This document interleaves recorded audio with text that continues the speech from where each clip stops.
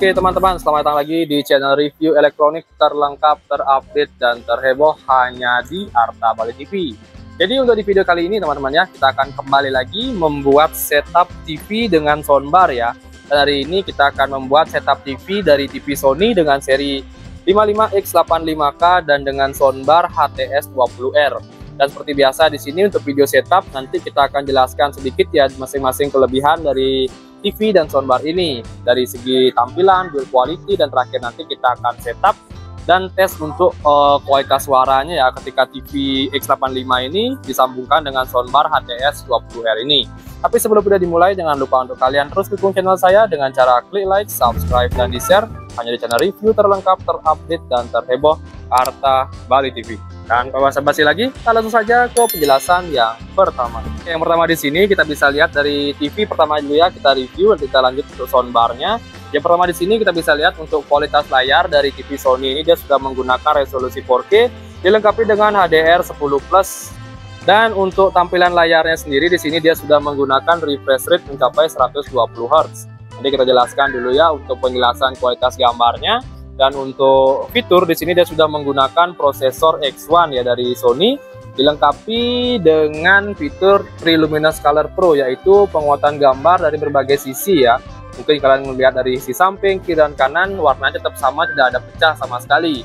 Untuk motion flow XR-nya dia mencapai 800 dan ini sangat mendukung untuk kalian yang senang bermain game teman-teman ya. Untuk kualitas speaker dia sudah menggunakan X-Balance speaker dilengkapi dengan lisensi Dolby Atmos Vision ya. Dan untuk S sendiri dia sudah menggunakan Google TV. Nanti kita lanjutkan untuk melihatkan ya bagaimana tampilan Google TV dari seri X85K ini. Dari segi tampilan layar dia masih menggunakan soft panel ya. Kita bisa lihat di sini tidak masalah. Dan untuk tampilan frame-nya sendiri di sini kita bisa lihat dia sudah menggunakan full frame, jadi tidak ada frame lagi yang menonjol di sepanjang CCTV-nya, baik dari sisi atas, sisi kanan, dan sisi kirinya.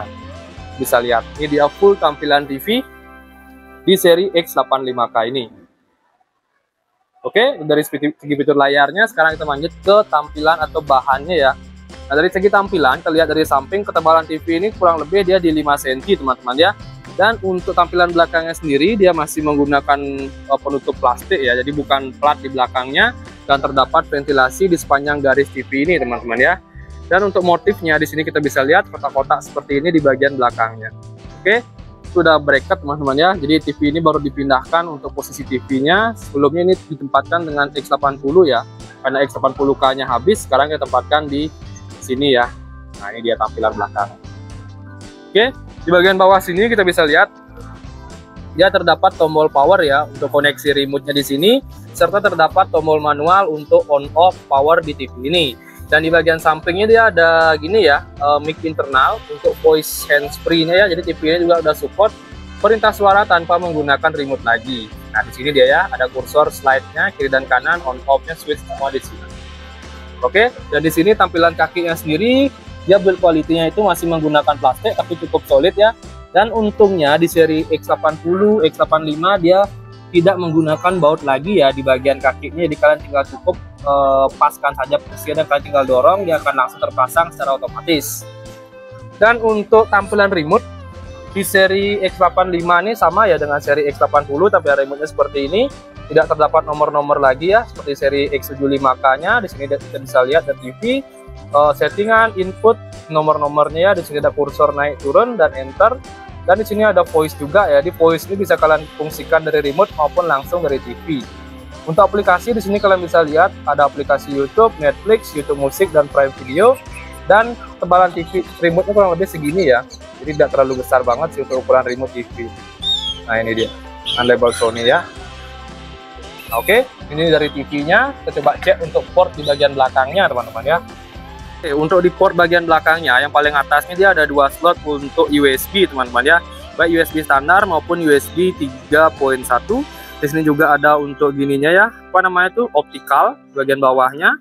Di sini ada untuk headset ya, kita bisa lihat ada AV juga yang warna kuning ini. Dan HDMI-nya dia sudah ada 4 slot yang support HDMI standar 2, HDMI 2.1 juga ada 2 ya yang sudah support ARC dan DVI. Ini dia ya, jadi di TV ini juga udah support HDMI 2.1. Sini untuk ininya koneksi internetnya dia sudah menggunakan LAN juga atau kabel ya.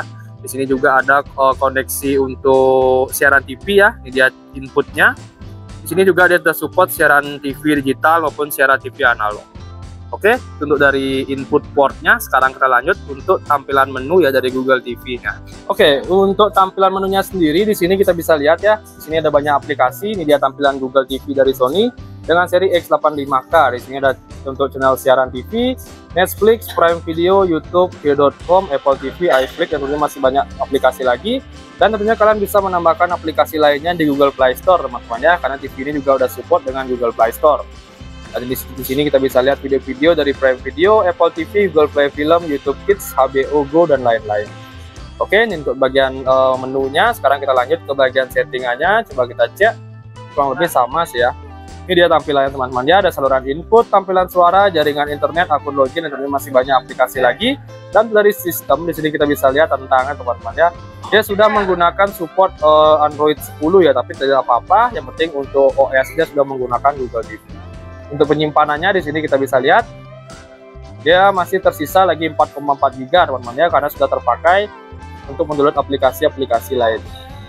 Oke, dari segi aplikasi dan tampilan menunya, sekarang kita lanjut ke gini ya, TV sudah oke. Sekarang kita lanjut untuk ke soundbarnya. Sip, kita lanjut. Sekarang kita masuk dari soundbar teman-teman ya. Untuk HTS 20R kita bisa lihat dari bawah, kita lihat ya. Jadi untuk komponennya di seri HTS 20 dia ada 5 item teman-teman ya, 4 teman-teman ya. Jadi yang pertama itu ada speaker rear 2 ya, kita bisa lihat kiri kanan, dan ada center serta ada satu subwoofer. Cuman yang menjadi kelemahan di seri HTS 20R ini dia belum wireless teman-teman ya, jadi dia masih menggunakan kabel penghubung ya antara satu sama lain, baik dari segi rear speakernya dan centernya semua berpusat di subwoofernya teman-teman. Jadi kalian tidak bisa meletakkan posisi speaker kecil atau center ini terlalu jauh dengan subwoofer. Itu aja sih kelemahan teman-teman. Kalau suara itu sudah oke, karena dia sudah 5.1 dan memiliki power sebesar 400 watt ya untuk power output suaranya. Oke, kita review dari build quality centernya. Ini dia ya. Untuk rear speakernya, dia bahan pertama di bagian depan ini pelindungannya menggunakan besi teman-teman ya. Kita bisa lihat di metal ya, dan ini plastik. Bagian atas itu cukup solid ya.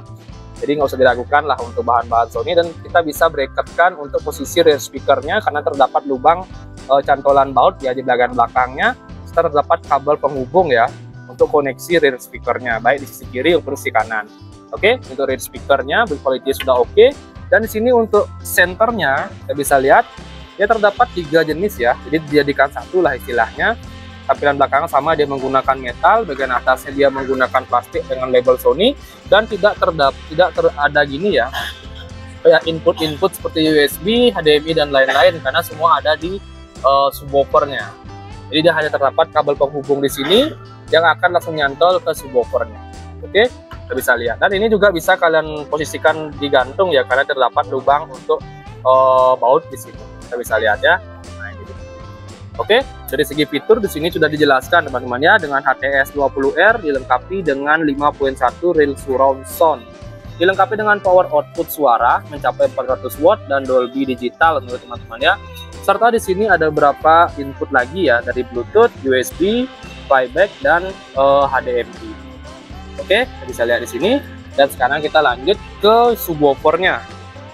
Nah, untuk subwoofer, bahannya sendiri di bagian atasnya dia menggunakan partikel, jadi bukan plastik. Di sini pelindung depannya dia menggunakan metal. Ada USB playback juga di sini, dan di sini hitam glossy ya untuk penutup di bagian depannya. Oke, kita coba cek dulu di bagian belakangnya. Kita akan balikannya posisi subwoofer apakah bisa atau enggak. Kita coba dulu ya. Oke, ternyata bisa. Di sini kita bisa lihat tampilan belakangnya dia ada ventilasi udara teman-teman ya, agar tidak terjadi overheat pada subwoofernya. Untuk input di sini kita bisa lihat ada analog in, ada HDMI out, dan TV in atau optical ya. Kita bisa lihat ini dia. Nah, ini TV ARC juga bisa ya untuk HDMI out-nya. Oke, untuk di sini juga ada portnya ya. Di sini kita bisa lihat ini dia konektivitas baik dari speaker dan centernya. Ini dia ya, semuanya nyambung jadi satu di sini. Oke, untuk listrik di sini kita bisa lihat dari jelaskan juga. Untuk listriknya hanya 40 watt teman-teman ya, jadi cukup hemat. Dan di sini udah kejelasannya untuk aktif woofer. Oke, itu dia udah ada standar SNI-nya juga dengan tipe HTS 20R. Oke, dan sekarang kita akan coba tes ya untuk kualitas suaranya dari TV dan soundbar ini ya. Jadi soundbar sudah saya jelaskan reviewnya, dan untuk TV juga sudah saya jelaskan beberapa kelebihannya. Sekarang kita akan tes untuk kualitas suara dari TV dan soundbar ini. Sip, langsung saja kita lanjut. Oke, jadi langsung saja kita tes untuk kualitas suaranya ya dari TV dan soundbar Sony ini. Langsung saja play. Kita coba kencangkan suaranya ya. Yang kita gunakan di sini adalah demo dari Sony langsung teman-teman ya.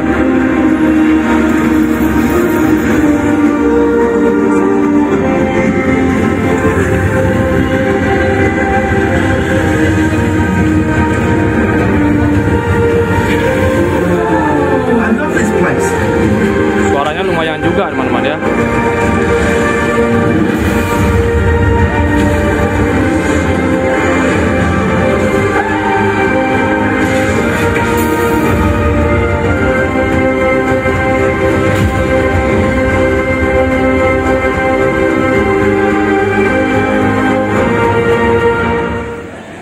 Oke, kita menggunakan demo selanjutnya.